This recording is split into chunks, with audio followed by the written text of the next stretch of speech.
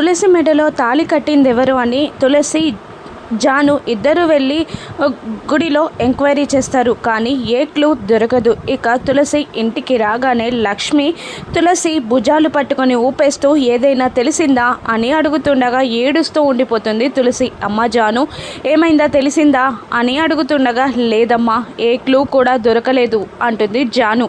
ఏడుస్తున్న లక్ష్మి తులసిలను చూస్తూ జాను ఇలా అంటుంటుంది, ఈరోజు క్లూ దొరకకపోతే ఏమవుతుంది, కొన్ని రోజులకైనా అక్క మెడలో తాళి కట్టిందెవరో తెలుస్తుంది కదా అని కాన్ఫిడెంట్గా జాను మాట్లాడుతుండగా ఇంకేంటి తెలిసేది, ఇంకాసేపట్లో దాని పెళ్ళి జరగబోతుంటే వెళ్ళి తొందరగా రెడీ అయి వచ్చేయండి అని తులసి వాళ్ళ అన్నయ్య గట్టిగా కేకలు వేస్తూ ఉంటాడు. అప్పుడు తులసి, లక్ష్మి, జాను అందరూ ఏడుస్తూ ఉంటారు. ఇంకా అన్నయ్య మాటని కాదనలేక వెళ్ళి పెళ్లి కూతురులాగా నొదుటికి బాసింగం కట్టుకొని పెళ్లి కూతురు శారీ కట్టుకొని తులసి రెడీ అయి వస్తూ ఉండగా జాను తీసుకొస్తూ ఉంటుంది. నరేష్ కూడా పెళ్లి కొడుకు గెటప్లో పూజ చేస్తూ ఉంటాడు. తులసిని తీసుకొచ్చి నరేష్ పక్కన పెళ్లిపీటల మీద కూర్చోబెడుతుంది జాను. అందరూ బాధపడుతూ ఉంటారు.